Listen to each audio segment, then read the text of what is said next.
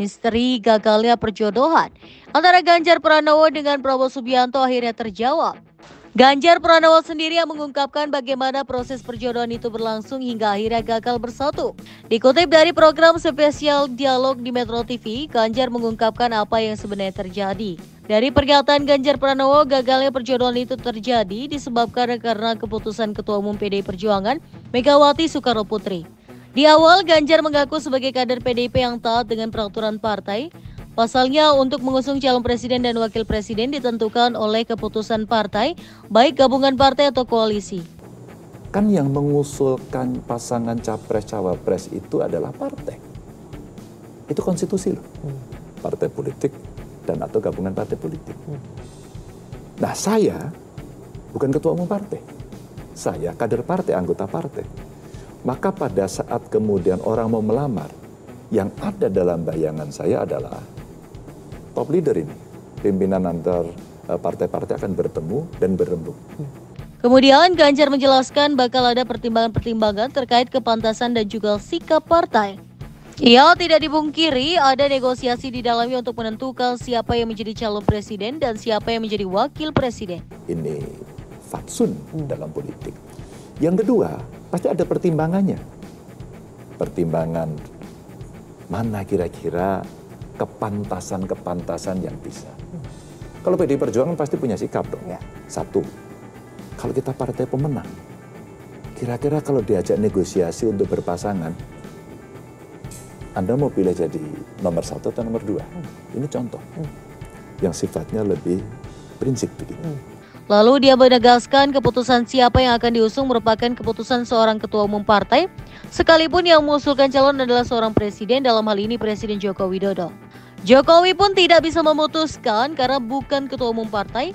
Kendati demikian, Ganjar mengakui Jokowi telah memberikan saran dan masukan yang baik pada proses pencalonan calon presiden dan wakil presiden pada Pilpres lalu.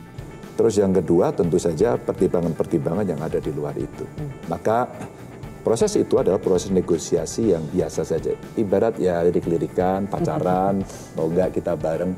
Jadi sampai pada batas itu masih wajar. Ya. Jadi kalau pada saat itu dikatakan saya batu, enggak. Kita mempertahankan prinsip. Kalau mau negosiasi, ayo kita duduk. Meskipun upaya menjodohkan itu datang dari seorang presiden misalnya. Pak Jokowi kan kita juga sempat dengar Mas Ganjar ikut juga berusaha menjodohkan Prabowo Ganjar. Di situ Mas Ganjar tetap berprinsip bahwa ini keputusan ketua umum, bukan seorang Jokowi. Iya, karena saya anggota dari partai politik. Saya kira Pak Jokowi memberikan masukan yang cukup bagus. Ini loh pasangan-pasangan yang memungkinkan. Dan basisnya biasanya beliau survei. Saya ini intens sekali. Bicara sejak beliau jadi wali kota. Intens sekali. Jadi artinya kami sebenarnya sama-sama tahu. Dan saling menghormati begitu ya. Maka pada saat beberapa masukan itu diberikan, itu sifatnya simulatif. Sampai nanti pada keputusan akhir akan seperti apa. Nah jadinya seperti ini. Banyak juga yang penasaran Mas Ganjar, karena sudah menyinggung Pak Jokowi ya. Bagaimana hubungan Mas Ganjar dengan Pak Jokowi sekarang? Sampai hari ini saya merasa baik-baik saja. Karena pada pilihan politik yang berbeda, saya katakan tadi saling menghormati, ya saya hormati. Itu aja. Saya tidak ada merasa dendam, merasa marah. Ya pada titik tertentu kemudian berbeda, ya itulah sejarah, itulah perjalanan politik begitu aja. Saya tidak merasa punya sesuatu. Jadi, masih intens tidak berkomunikasi, apakah itu telepon, bertemu dengan... Kalau sejak pemilu belum. Dan sampai sekarang belum? Belum. Apakah Mas Ganjar merasa perlu ada pertemuan-pertemuan seperti ini untuk apakah mencairkan suasana, memberikan kesejukan di mata rakyat dan sebagainya? Karena kan banyak sekali. Setelah Pilpres, ayo pertemuan. Banyak yang mendorong pertemuan Pak Prabowo dengan Bu Mega dengan Jokowi, ya kan Mas Ganjar? Kalau Mas Ganjar merasa perlu tidak sih pertemuan-pertemuan seperti itu? Boleh saja. Mau silaturahmi, mau berbicara pada kepentingan-kepentingan boleh saja. Yang penting ketika mau berbicara, kita mau berbicara apa? Kalau kita mau bicara pada bangsa dan negara ini, pemerintah nanti akan dilaksanakan dengan cara begini-begini, dan kita menyepakati itu, saya kira baik-baik saja. Saya selalu membuka diri, tapi pasti setiap orang akan punya sikap.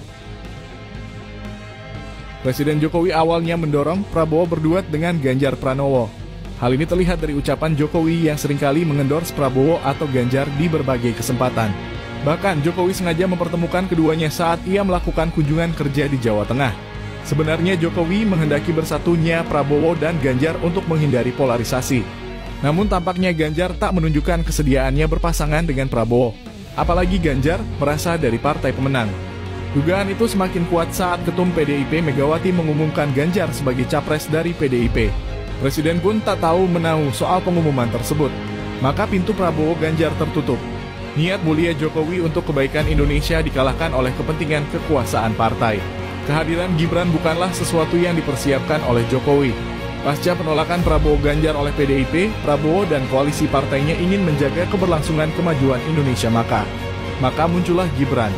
Gibran akan menjadi jembatan untuk menyatukan Jokowi dan Prabowo menuju Indonesia Emas.